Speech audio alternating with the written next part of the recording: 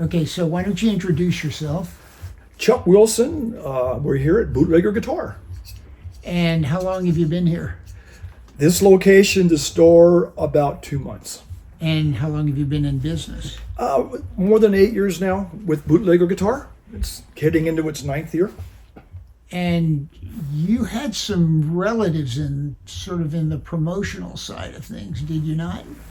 Well, I have relatives that were in the music industry back when jazz was real popular in LA, and that was Howard Rumsey and the Lighthouse All Stars. I was fortunate to kind of grow up in there, heard a lot of great artists, and I got to meet their families and hang out with their kids and such. So, fun way to grow up around here.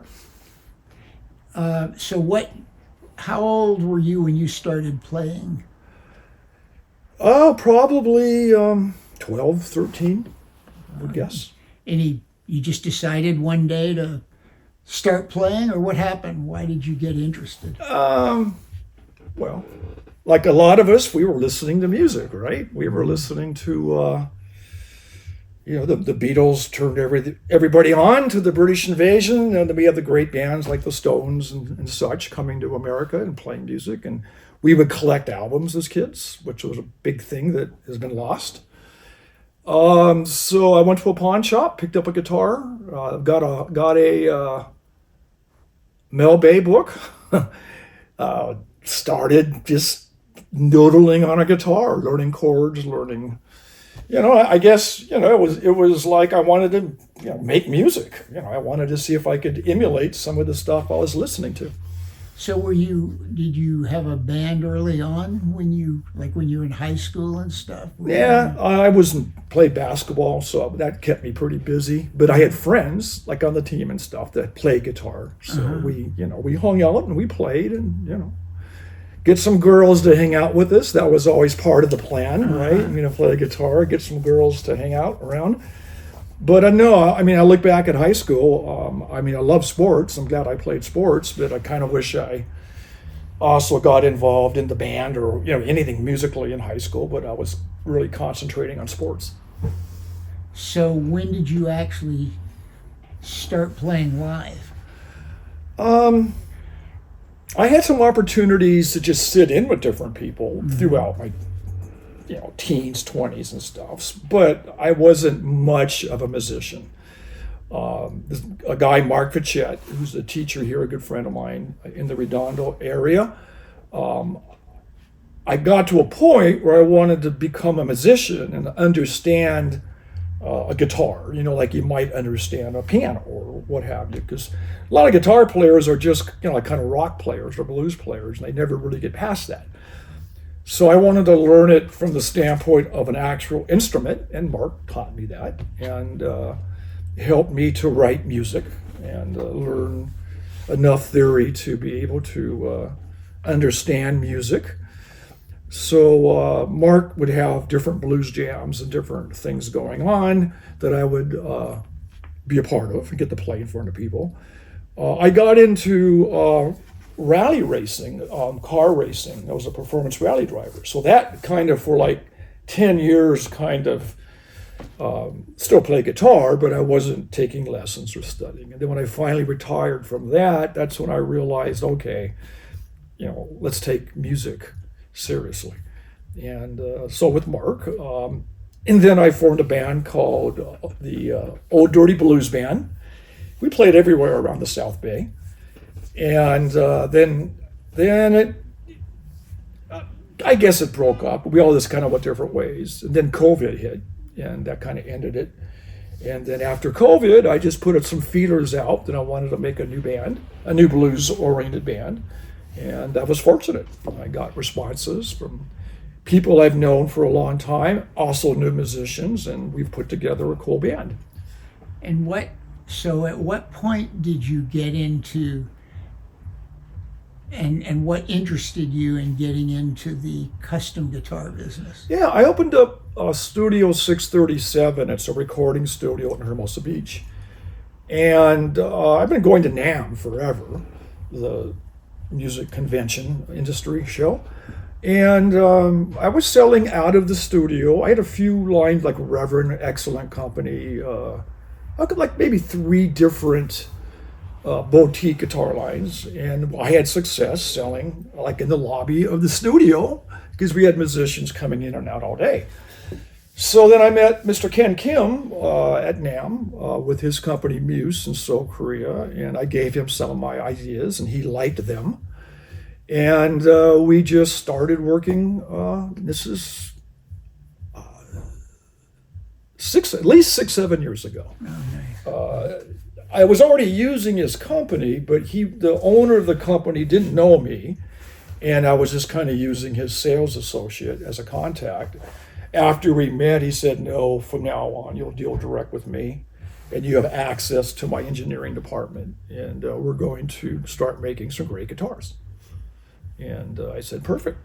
Let's do it." And it's been a great, marriage ever since. He's a very good person, and he makes very good guitars. And so now you're going to branch into actually hosting some events, right? So Right. tell us about that. Yeah, well, we carry a common bond, right? You and I. I grew up unknowingly loving the blues. And then it wasn't until some bands explained to me what the blues were, one being the Rolling Stones or like the Animals or the Doors and such. I started realizing that the majority of the music I was listening to that I loved was blues-based rock. So then I back then, we went to the library, we went to the guitar store. There used to be stores, record stores where you could look at albums and you could look at the blues department and stuff.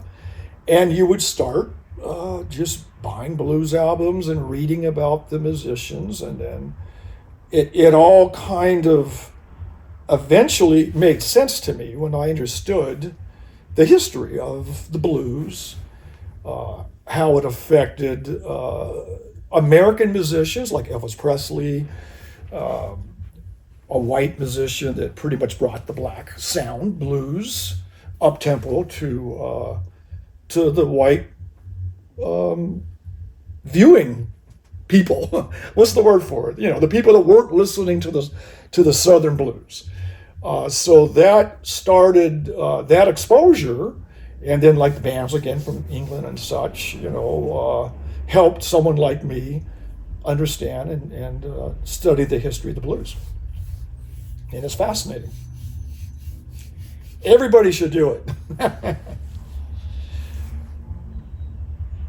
Do you have anything specifically you want to add or talk about? Feel free. Okay.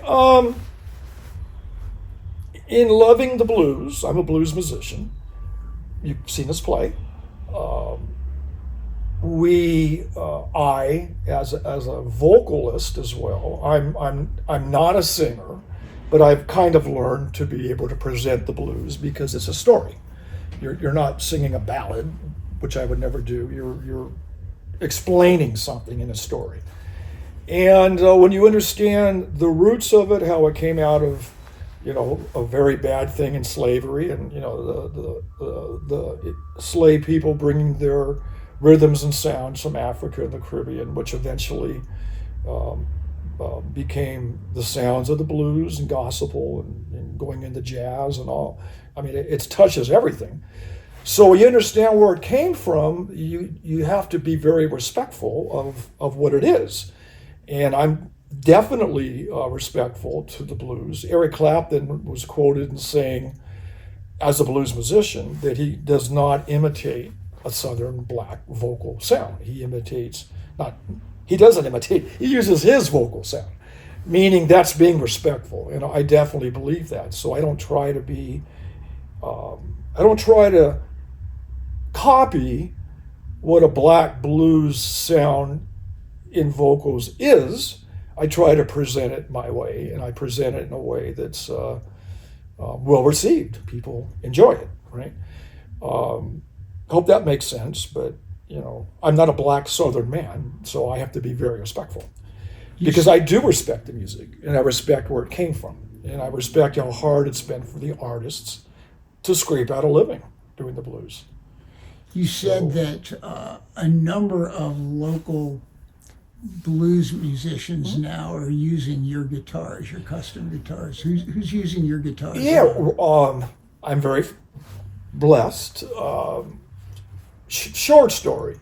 Albert Trepanier, incredible drummer from New Orleans, is a good friend of mine. I've used him for a drummer in my band when my regular drummer, and Albert's a professional, I mean, he's a gigging pro, when my drummer is not available, and Albert's wonderful about playing with us. I host a blues jam. Everybody's invited to Lomita at Project Barley, and Albert brought Ray Bailey.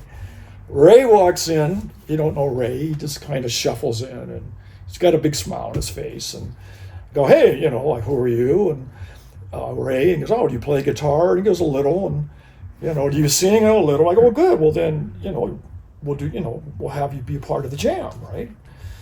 So we did our set with Albert playing drums, and it was great. I mean, I feel good about it. People loved it. And then you realize, like, okay, we're going to bring up Albert. And then Albert comes up and stands next to me and starts performing. And then you realize, like, oh, shit. Like, where I'm comfortable, I'm well received, and, I'm a reasonably good blues guitar player and presenter of the blues. Ray is just a true pro. And his guitar playing is just, beautiful, phonetic, not phonetic, that's beautiful, fast, slow, he's all over the board. I mean, so much talent, so much feel, rhythm and blues, jazz, blues, all like tied in together when he solos and such. So I was just, thrilled to play with him. And he's the kind of guy that he says he's thrilled to play with me. It's very gracious. So we got Ray Bailey, who's now definitely a strong bootlegger artist. We have Albert Trepanier, who's a drummer, who jokingly wants to be a bootlegger artist because he's not a guitar player, but he is. Sure not going to turn Albert down. And Ray Lanz, who's another local rhythm and blues man out of South Central. Lester Lanz, is he doing? Yes, exactly. And Matt Bragg, is he up right now? No, the bass player that plays with. So Matt's playing. He was with you the other night at Roscoe's, yeah, right? Yeah, and he plays the ace bass, my headless bass, and I'm losing. Cut. Ray, that's okay. Ray plays a couple of my guitars. He's played the single barrel. He's played the Rye. Now he's playing the Hounder, my brand new Hounder. He loves it. I mean, there's many videos he does for me that, of him composing incredible music on these guitars, right? So yeah, I mean, frankly, honestly, there was a forgotten LA blues scene. Like, Ray is my age, so when Ray was in his early 20s, he was able to play clubs up and down Western Vermont. I mean, make money. These are pro musicians, but there were opportunities where you could go play and people could see great blues and not expensive tickets. I mean, just go to a local club and hang out. And they were able to make a good living, and those days are gone. So It's kind of sad because these are definitely musicians that deserve to be heard. They're part of the history of LA blues. So I'm just trying to be making it aware. I'm a blues rock company. I don't pay artists, rock stars to play my gear. I won't do that. Yet I have them all across the world that love them. And then you meet like a Matt Braggs, the bass player, and I say, hey man, have you ever been he's played bass with everybody. Have you ever been offered, a deal from Gibson or Fender? And he goes, no. No one's ever approached me. And like, whoa, that's, kind of crazy to me. So I'm gathering these guys up and trying to give them some promotion so we can go back to making great blues. And we're going to make it here in the store. You also told me that you make custom amplifiers. Tell us about what makes your amplifiers different from most amplifiers. Okay. Well, first off, I don't have the ability to I'm working on this, but I am not like an electrical guy. I'm a guitar player, but I hear well, and I know I have many professional friends, and I know what they want. So I met a company at NAMM again, one of the few high fidelity China companies that make excellent products. And I said that I really liked the Blues 30 amp, but there were a couple things, it's a Vox Circuit 30, that I wanted changed, and we changed them together. So now this is a Bootlegger changed amp, and it's my most popular amp. It's the Blues 30, and it's all over Nashville. It's a killer amp. You're using tubes now. I don't think that's very common, is it? Yeah, all my amps. So the three models of amps I have are all tubes. Mm-hmm. No circuit, no computer chips, just the natural, clean or distorted sound. So I have it in the Vox clone. I have my new Dumble clone amps, which are amazing. There's a lot in those amps to understand the best way to get all these different tones that they can make. So I'm still trying to work with it, to learn it. And then I have my little Blues 5. So yeah, they're all tube driven. They're just vintage style amps where the actual tone crunch or distortion is happening because of the tubes being overdriven. But that produces a much different sound, I think. Yeah, there's arguments. That was not a judgment call. That was right. No, I mean that was a compliment. Oh yeah, no. It's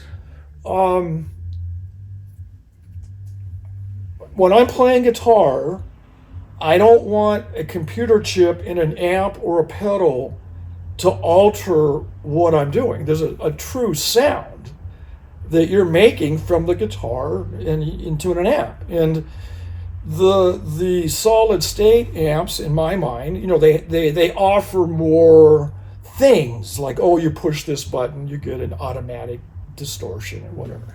Or a tube amp, you have to play with the gain and the master volume and kind of dial in what you want.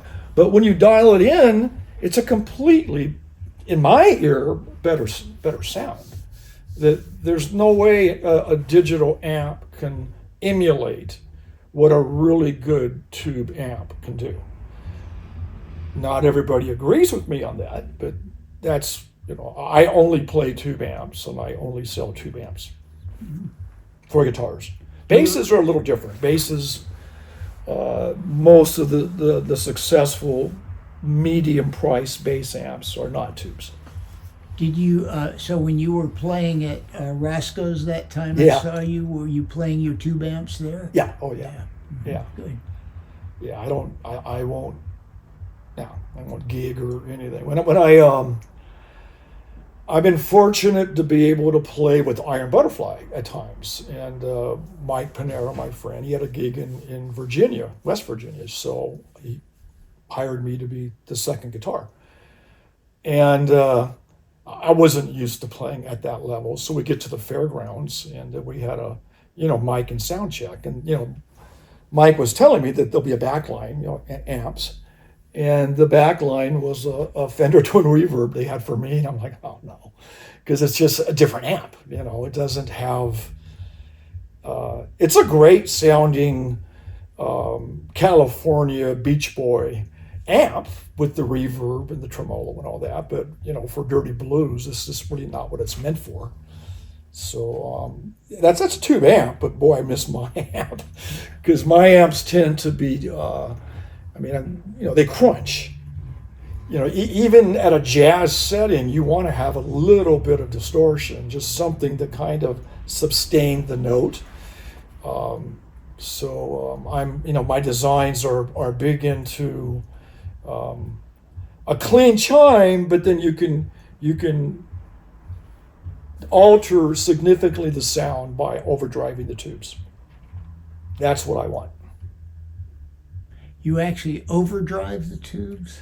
Yeah, I'm a sufferer of not understanding electronics well, but you can cause distortion by either feeding pushing the amp too hard, which causes the amp to clip and distort, and that causes distortion. Or you can starve an amp, a tube, with less power, and it will do unusual. In other words, if you have a tube and you want it in your hi-fi stereo system for at home, to turn discs, so you want a crystal clear tube, beautiful sound. You don't want to overdrive it, but us guitarists like overdrive. So we take the same or similar tubes and overdrive them to crunch. But sometimes when you do that, you end up having the instruments swamp the vocal, is probably the best way to say it, and you can't hear the words. Yeah, that's always more of that would be like a volume issue on the guitar. So that has really nothing to do with the amps. It's you're setting the controls on the amps. Yes, that's the nature of guitar players. I don't know. I have to yell at my drummer. He yells at me. Like when I first started gigging, we didn't use monitors, so all we heard was, well, if I'm in the microphone, it's just projecting to the room, and then I hear it whenever it bounces back or whatever, right? So then we finally incorporated monitors, so the vocals are coming back at us. But the problem with that is you hear that and you think you're that loud in the room, but maybe you're not, because you're hearing it not through the PA system, but through the monitor. It's where you need to have someone that's controlling the board. So like when we were at Roscoe's, they have a sound man there. He should be controlling the levels of the microphones so that you're heard. Because that's always a problem. I mean,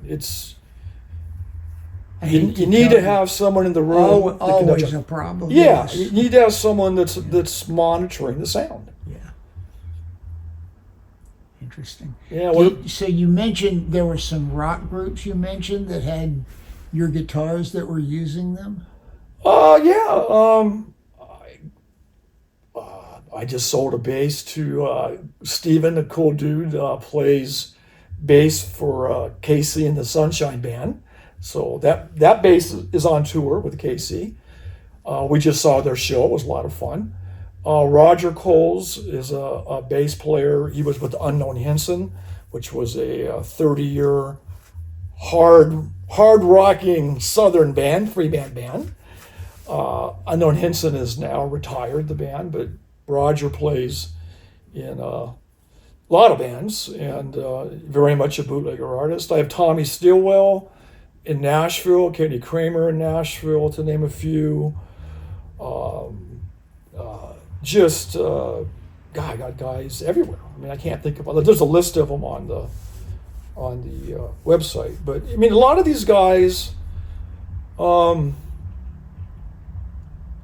like Tommy Stillwell and Kenny Kramer in Nashville, they're able to make a living because it's not as high a cost of living as Los Angeles, in Nashville or the close communities, and they can go out and play 6-7 nights a week and get paid and do studio gigs. In LA, that's next to impossible. I don't know anybody, unless they're retired or they're a pro, high level pro. Everybody has a day job. So There was a period where it wasn't like that, though, right? yeah, I mean, I definitely there was a period where you had the major jazz bands toured the country. They would go. Lighthouse would be one of their stops. In Hermosa. So yeah, they were making a living. Blues bands will, like maybe Robert Cray. I can think of one. There's like Joe Bonamassa. There's a couple out there. I'm forgetting Samantha Fish, perhaps. So, like, I know from experience that from 1980 to 1990, there were hundreds of blues performances every month in West LA and Hollywood. Yeah. There were a lot of performers making a living back, blues guys making a full-time living. Yeah. And well-deserved, Sure. frankly, Yeah. But I think you're right. Nowadays, they're all... Well, what Albert Tapani told me was, that's a good way to go homeless. Try to be a full-time musician right now. Yeah, it's just sad, music seems to be undervalued, and perhaps the internet, has played a part in that. But, and I also don't like the blues being a contest. Like, I don't think you can say, "Oh, I won a contest." I mean, I just don't get it. It's an art form, So yeah, I don't know anybody. It's very, very depressing. My band, we're all like, older men. We've made our money, so to speak. But we play like a brewery. Let's say we get a check for $200 and $100 in tips. That's $300 split 5 ways. And we're carrying our amps and the PA system. We're having to lug everything. So yeah, I mean, how can anybody? So you're playing 4 or 5 nights a week, making maybe $300 a night for 5 guys in LA. You can't. You're not making it. It's just how it is. But what's the frustrating part? And I'm not knocking the girl pouring the beer. I love the girl pouring the beer. But you look over and there's a girl they're selling beers at a brewery about as fast as they can pour them, right? And, she's making minimum wage and tips. It's a little frustrating. You go like, I wish I was cute and could pour beer because she's making, $100 an hour, and, so I guess it pays to just be a cute girl that can pour beer. I think there's just an eroding of standards, I mean, think about it. Football players make millions of dollars. Baseball players make millions of dollars. And I guess there's some talent to that, but it's not even close to the kind of talent that blues musicians have. Yeah. That's my opinion. So. Well, I'm not like...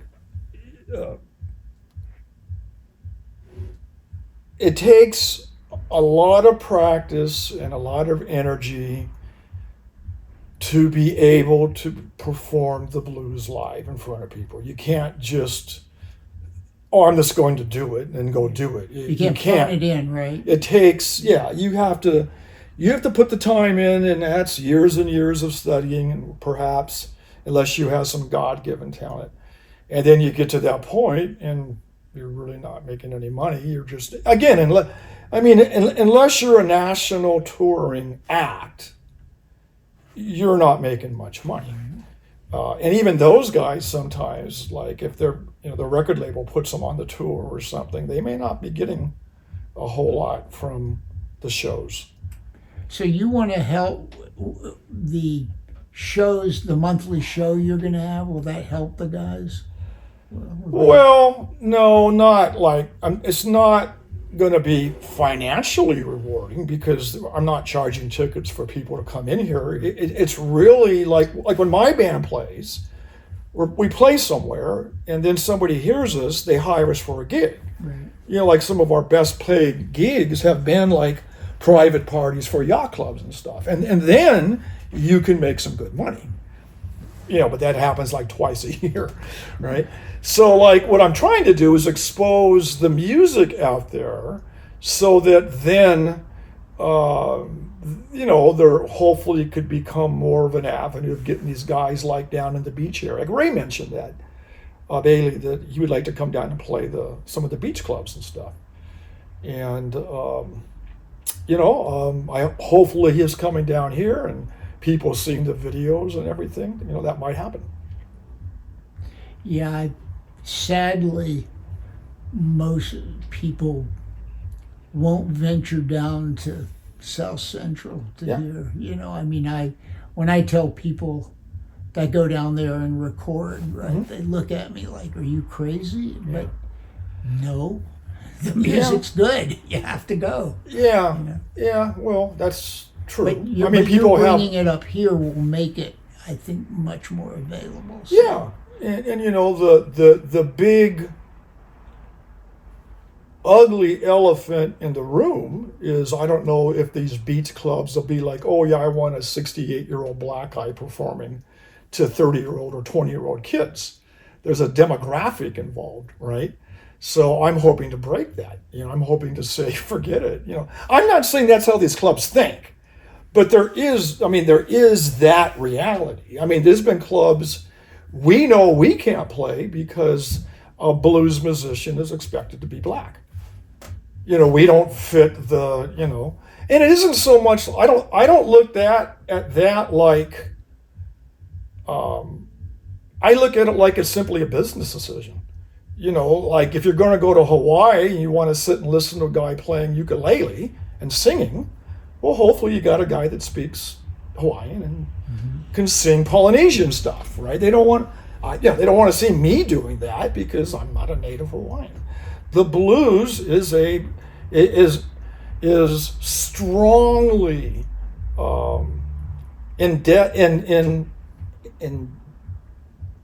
within the black community. I mean, it is their art form.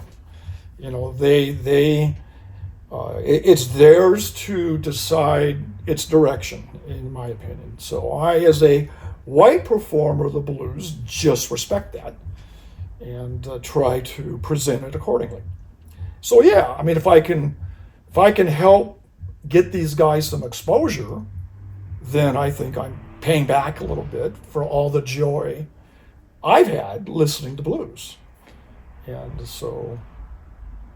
And that's kind of why I participate too, and try and archive and record and write about history of the blues here and what's going on now, because it's an art form that we just can't let die. I agree with you 100%. Yeah, well, it's as, you know, equally as American as bluegrass.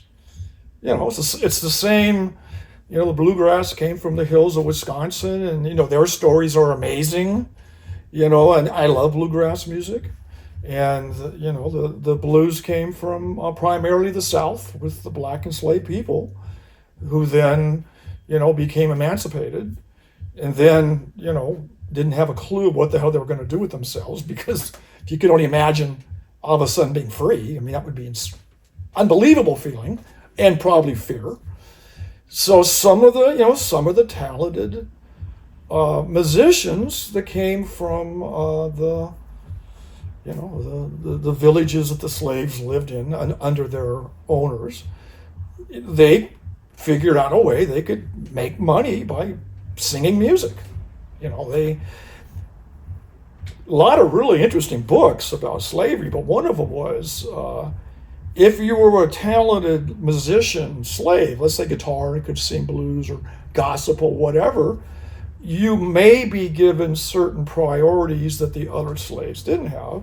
You may even be able to go into the house at night and perform at parties, or that the owner might lease you out to another estate that's having a party so you could entertain. So I'm assuming at some point they kind of figured out, like, well, if we're more musical, we have a value. And then after the emancipation, they started to figure out that, okay, we can play in a street corner and make some money. And that's when in New York, they started sending down the guys in the suitcases, with the new recording machine. And then the rest is history, right? They found Robert Johnson, recorded him in that motel room. And some great stories about that I've read. Robert Johnson said he made enough money to live really well for a month. That's what he got paid for that, which is now one of the greatest records in Robert Johnson, the Crossroads. So he said, yeah, I lived high in the hog, for a month on that money. And then he said, like, later on in the year, he's walking downtown and the stores would have a speaker outside, and he heard the songs that were recorded, in the motel room. So he went in to buy, the album or whatever it was they were selling, and they refused to sell it to him because he's black. So he's saying, you don't understand. That's me, right? So the book says they allowed him to buy one album. Yeah, so they weren't treated that well. There were no royalties, but that indeed opened up to a lot of people in America the sound of the blues. And then they started hiring some of these blues artists. These stories are funny. They would hire gospel blues and stuff. And they would put them out on tour with white musicians. And they would go to a circus, right? And they would have a stage. And one side of the stage, was the polka and the white music. And the other side, was the gospel, the blues. And, back then, a lot of the women were kind of, if you're a farmer in Ohio, you've never seen a, tall black woman out there shaking and singing the blues, right? So apparently, a lot of the guys that went to the fair were caught by their wives sneaking around the other side of the stage. Because they're like, that's where all the fun is, So that's part of the history of it. They actually put them on tour, with these different acts and such. So, then it took, believe it was Buddy Guy, I think it was Buddy Guy that said, America, you had the blues all along. You just didn't know it existed until the Rolling Stones gave it to you. And that was like, whoa, that's true, because they gave it to me. And another story, breaking the barrier, was the Stones were asked to do a TV show, and they refused. Like one of those 30-minute, maybe shindig, whatever it was back then, And they said, no, not unless we can bring a black blues man with us. So the Stones said no, and the station said no.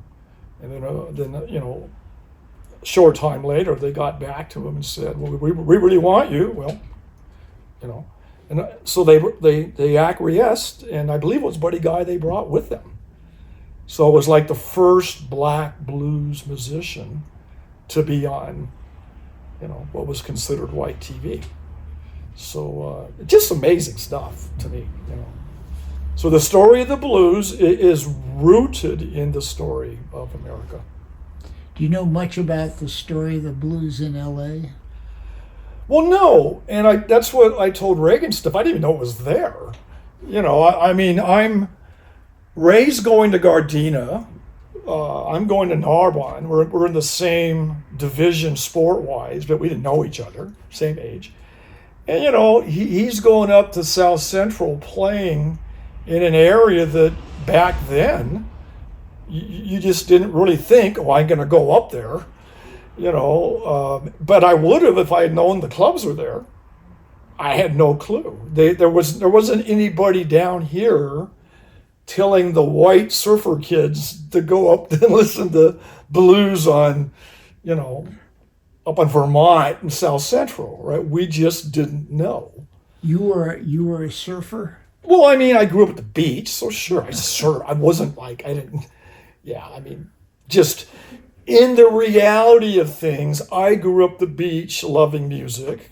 Ray grew up in, living in like Compton, going to Gardena High. And, you know, all of those worlds were wide open to him, where me, I didn't know. I believe Ray also went to Jefferson Did he? Elementary. Okay. And I think that's what it was. And there was a guy there, Sam Brown. You ever heard of him? No. He's a very famous teacher. He taught a lot of the old jazz guys. Yeah. That's where Ray learned. Okay. Very He's cool. got classical. Yeah. Well, I was going, you know, I was fortunate. I was going to the Lighthouse. And then when Howard closed the Lighthouse, I went to Concerts by the Sea, which was a cool jazz venue. And we had rock venues down here, you know, so I was, you know, just going to more of the stuff that, you know, was easy for me to get to and catch music. I did go down to Long Beach, catch blues. That was in my 20s, you know, and I started, you know, I started realizing, you know, there's more to music than just, you know, the local South Bay scene. You know, we were punk, we're reggae now. You know, jazz was, of course, huge. Remember the Latitude 20? I do remember Latitude 20, yes. What was I've that been there great a bunch music of or times. what? Yes. Polynesian jazz music coming through there. I went there quite a bit. That place was just amazing.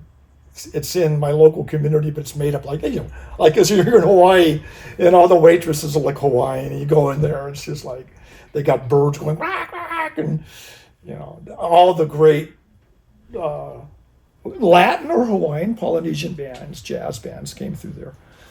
So we had a lot of jazz around here.